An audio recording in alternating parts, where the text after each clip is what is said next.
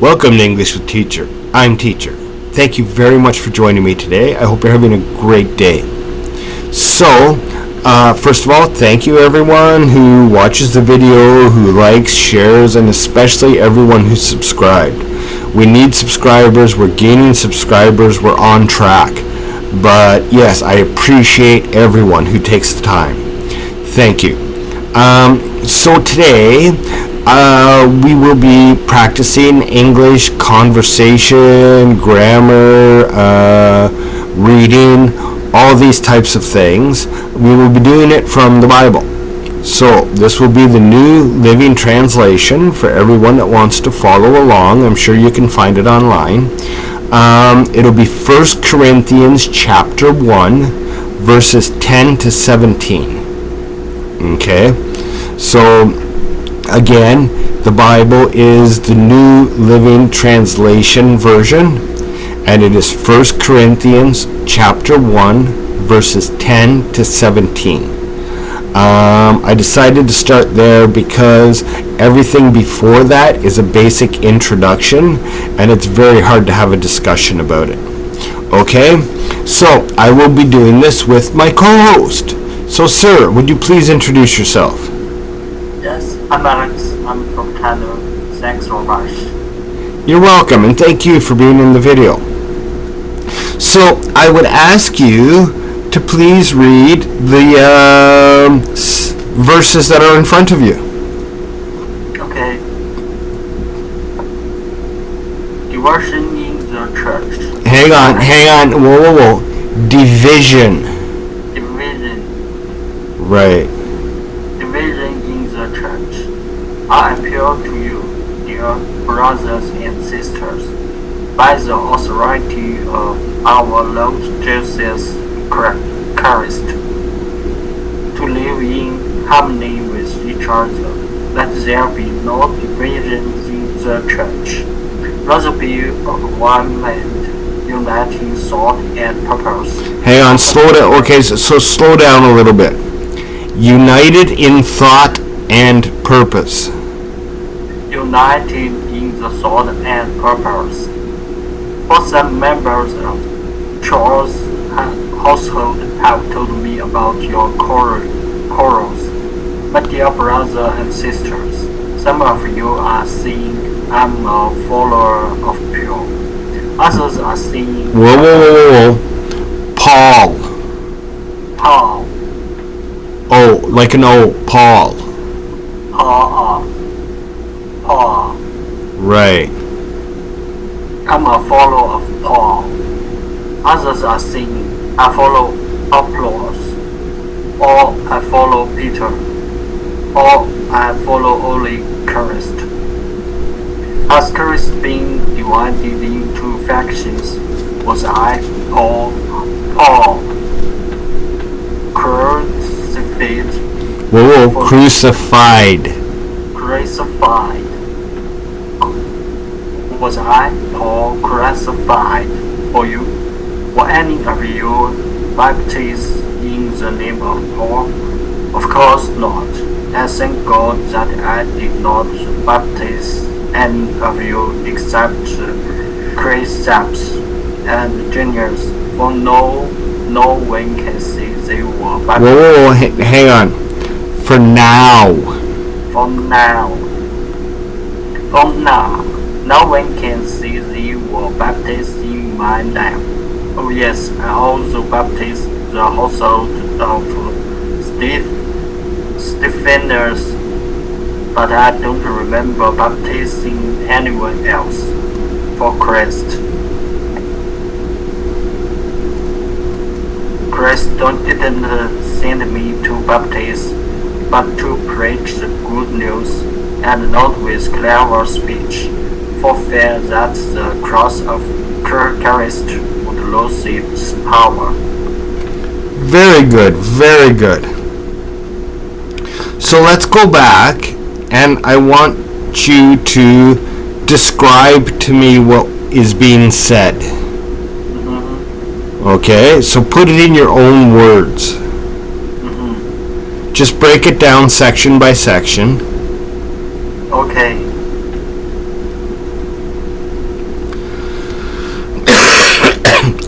Excuse me. What means divisions?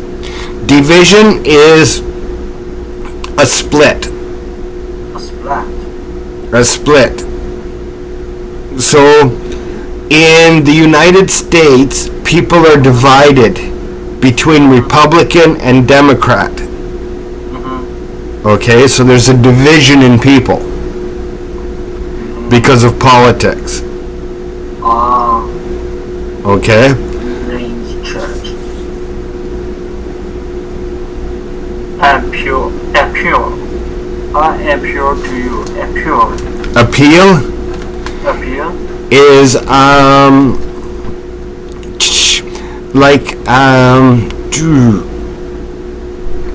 okay, so you appeal to me to teach you. You ask me to teach you. Right? So what Paul's doing is he is let me see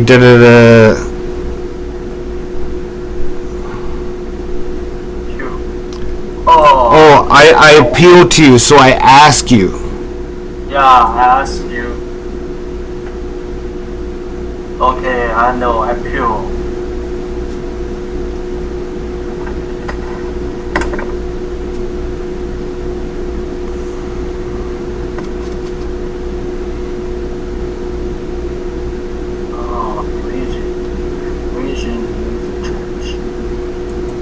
Okay. Letting our Lord Jesus Christ to live in harmony with each other. Let there be no division in the church. Rather be a whole man, united in thought and purpose. For some members of Charles' household have told about your quarrels, my dear brothers and sisters. Some of you are saying, I am a follower of Paul. Others are saying, I follow Apollos, or I follow Peter, or I follow Holy Christ. Has Christ been divided into factions? Was I, Paul, Christ's faith for you? Were any of you baptized in the name of Paul? Of course not. I thank God that I did not baptize any of you, except Crippers and Gaius. Could you explain the Crippers and Gaius? That's just two names. Just two names? Yeah, like Alex and Carl. Crippers and Janus. I don't understand about this. That's just two people. That's just two people's names. Yes, I know, but I don't know about this sentence. Dividing into factions. Well, he's happy that he says that the only two people that I baptized were those two people. Right? Yes. So he's not trying to take responsibility for everyone. Right? We'll explain it when we talk about the sentence. We'll explain why he says this.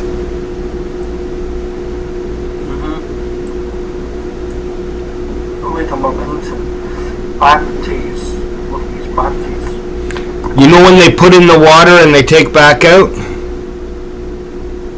Baptize. Baptize. Right? So churches will be like, I baptize you in the name of the Father, the Son, and the Holy Spirit, and they dunk you underwater and bring you back up? Yes, that's baptize. Okay. It's a very Christian thing. Not all Christian churches do it, and Catholics don't do it. So depending on where you go to church, they might not do it. Yes, I haven't baptized, but they told me I need to baptize first. Okay. Yeah. And these days, I always learning about the Bible. And they give me some class and for learning how to how to do something in church. just beginning. I can't do anything right. It takes time, right? It's a journey. It's not like boom, that's it. Being a Christian is a journey. Yeah. So you learn more. The more you read the Bible, the more you learn, the more you understand, right? Yes. So, okay, are you ready? Yes. Okay, let's hear it. What is he trying to say in the first paragraph? Let everyone in one man unite everyone. Everyone is the same. You want to tell us? Right. What he's doing is he's making a distinction between the teachers of Jesus and Jesus. Between teacher of Jesus and Jesus. Right. So the pastor of your church teaches about Jesus. But he's not Jesus.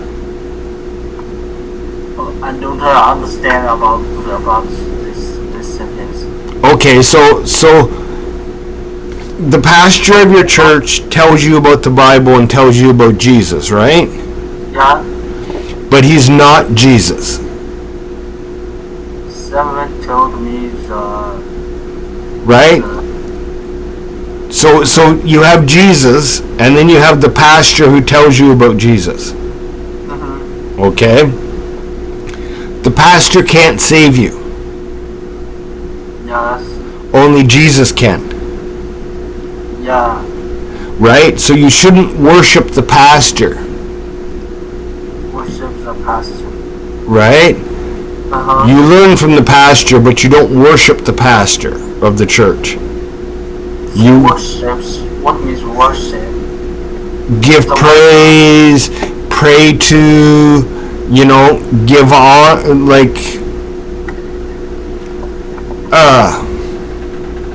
worship. No. I don't understand. Wait a moment. Basically, you don't pray to the pastor. Okay? Yeah.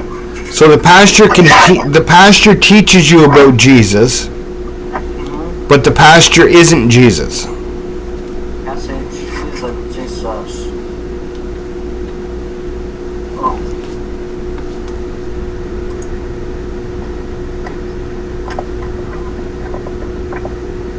Worship. Oh, worship. Yeah, I know what is worship. Okay? So what Paul is saying is, don't worship me. Don't worship Apollos. Don't worship Peter. Okay? Only worship Jesus. Oh, I know. Right? So we can tell you about Jesus. But Jesus is the only God. Right. Don't put us in the place of God, right? Because some people make false idols of religious leaders, right? And religious leaders aren't to be idolized, right? Because your pastor might be a very smart, well-meaning man, but he's only a man, and some of the things he says are going to be incorrect. Right? Because he's not perfect. Yes. So you can't put him in the position of God or Jesus, where you treat him as being perfect. Right? The God is perfect. Right. And a lot of people have this problem where they try to elevate the pastor above higher than he should be, right? And so they think everything the pastor says is correct, everything the pastor says. And there's some things that pastors say that when you look it up in the Bible, you realize that's not the proper interpretation of it. Right? So, what it's saying here is, don't follow the people who are telling you about Christ, only follow Christ. Okay. Only follow the Christ. Right. Right. Yes, I know. So that's why he says, there's people arguing about who to follow, right? It's like somebody who says, the Baptist church is the only place to learn about God, and somebody else says the Salvation Army is the only place to learn about God, and somebody says the Catholic Church is the only place to learn about God. Well, no, you can learn about God from anywhere. Right? You have to be sure what you're being taught is proper, and the way you do that is to look at the Bible. Compare everything you're being taught to the Bible. Okay? Especially when the pastor quotes Bible verses. So he quotes a verse like this, read the whole chapter to make sure that it's not out of context.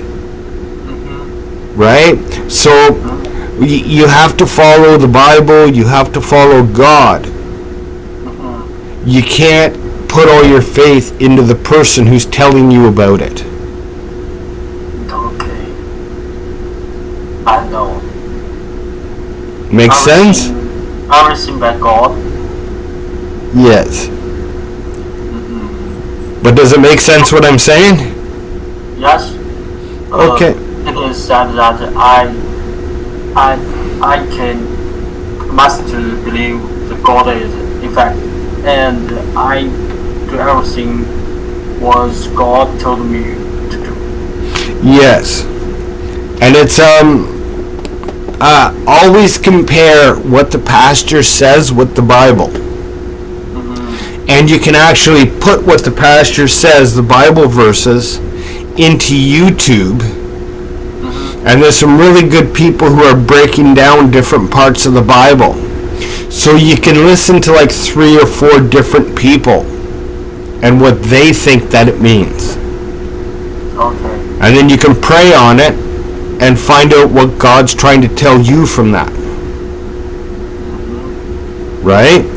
Because sometimes the Bible says the same thing, but sometimes God's trying to teach you a different lesson than he's trying to teach me. So sometimes the important parts that we see in the verse that affects us are going to be different. Fact size? What means fact size? What means what? Your last sentence. So sometimes what stands out as important to you and what's important to me is going to be different because we need different things out of the Bible. Right. So listening to what one person says, even if it's a very good pastor, maybe God wants you to hear something else in that verse. So you have to study the verse for yourself, and you have to learn, you have to look at it. Okay, look at it, and not so understanding. It is so deep. Right. So, and I've some great pastors, but you listen to what they say, and you're like, well, wait a minute, that's not what's meant here, right? So from his perspective, that makes sense. But when I put it up to the Bible and the character of Jesus and everything, it's like, no, that doesn't make sense. So, never trust any person to be infallible. Do you know what that word means? Right? Without fault. Yeah. Right? Because every person is gonna nobody's perfect, so every person is going to have misinterpret, misspeak, doesn't matter who they are. There's going to be something that they don't say that's right. So always hold the Bible as the truth, not what the pastor says. Okay, I know what it means. Yeah, the truth is God says only. Right. And the God says what things in the Bible. The Bible is God said. Right, exactly. So, you know, a lot of people get carried away and they listen to everything a pastor says, and it's like, but you really have to pay attention to what that means in the Bible. Okay? I know. So, and that's what Paul's basically saying here is that don't listen to me. Right? No, listen to me, but don't worship me. Yeah. Right? And don't worship any other man. Right? Mm-hmm. We're just trying to teach you about the person that you should worship. We are equal. You told me, I told you. But the God said is the truth about what we said. Yes, exactly. Right? And I don't pretend to be perfect. I look at the Bible and I see things and it's like, this makes sense to me. I don't know if it's 100% perfect. There's parts of the Bible where I say, I have no idea what that's supposed to mean. Right? Yeah. So, and that's totally natural. And I don't think anybody can say exactly what every part of the Bible means, because it's very confusing. But I have some different ideas about because I have learned scientist about the nature, the way of the nature. Everything obeys the nature, but not the God. How to explain these things? Yes, it is biggest difficult to me to accept the God. Okay, but look at it this way. God controls nature. God created nature. Let me see. The God built the world in 7 days. Right. So all the nature belong to the God. Right. Okay. So it's okay to appreciate what happens in nature, but remember, nature's under God's control. But why have earthquakes? Why has flood? Why have so many things? It is dependent on humans. It's I can't answer that, right? Sometimes I think maybe God is mad. There's people that are doing things that God isn't happy with, and that might be part of it. Sometimes I think that it's just things that happen. Some without bad, sometimes we don't appreciate the good. Right? And there's things, it says, God's ways are not our ways. We don't understand why God does certain things. And sometimes, and this is the hardest part, sometimes we just have to go, I don't know why this happened. I don't know why this is happening. But the God knows. But I trust God. That in the end it's for a reason, and He knows the purpose. Yes, the God has His purpose. Right. So it's that there's questions that we will never really understand about these things, right? And people always try to say, "Oh, I understand everything," and I think that they're liars. Yes. No one can say that. Right, so people like to pretend that they know everything and why everything happens, and it's like, I don't think that's right. Never say that. no one can see that. Yeah, exactly. And so I think that we have to accept that we don't know everything with humility, right? And say, maybe this is why, but you know what? God knows why, and I trust in His purpose. Yes. Right? So that's a big part of faith, is not understanding why, but trusting that God does have a purpose for it. Yes. I just believe that God has purpose, but I don't know why. Yes. Some of the things we can understand, and some of the other things we're never going to be able to understand properly. Yes. Not everything have its purpose. Just to happen. Exactly, right? Or maybe God has a purpose that we don't know about. Right? Remember, have you ever studied Job? Job? Yes. Job? Who's Job? Job, the book of Job. You should. The book of Job. You should read that. Oh no. Because God allowed Satan to do a lot of bad things to Job. Oh, Job. And Job, God never told Job why it was happening.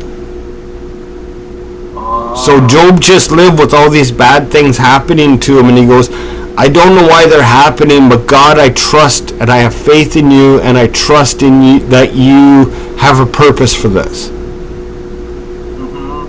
Right? But I have another question. The God said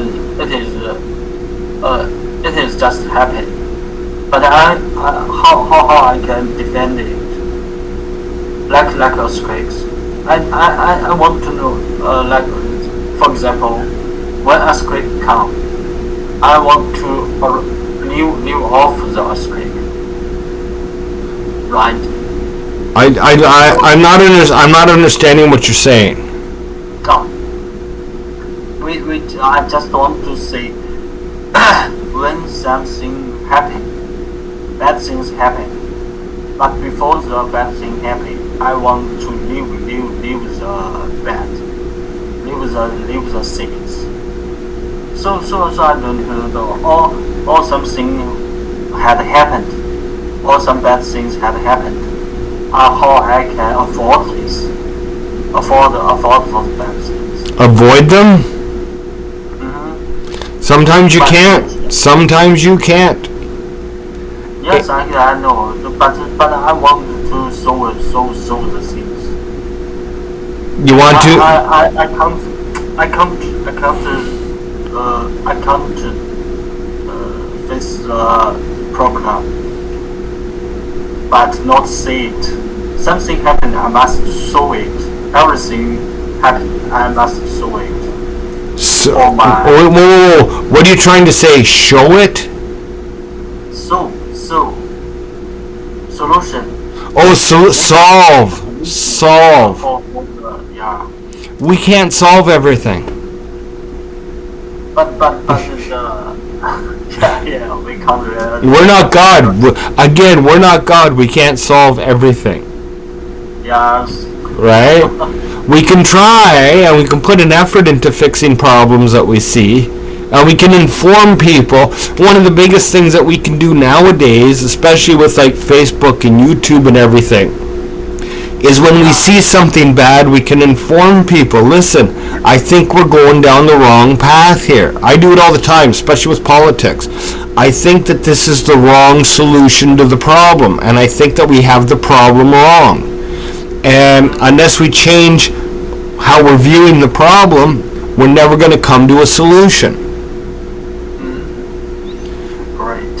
So a lot of the things nowadays is just trying to inform people, and you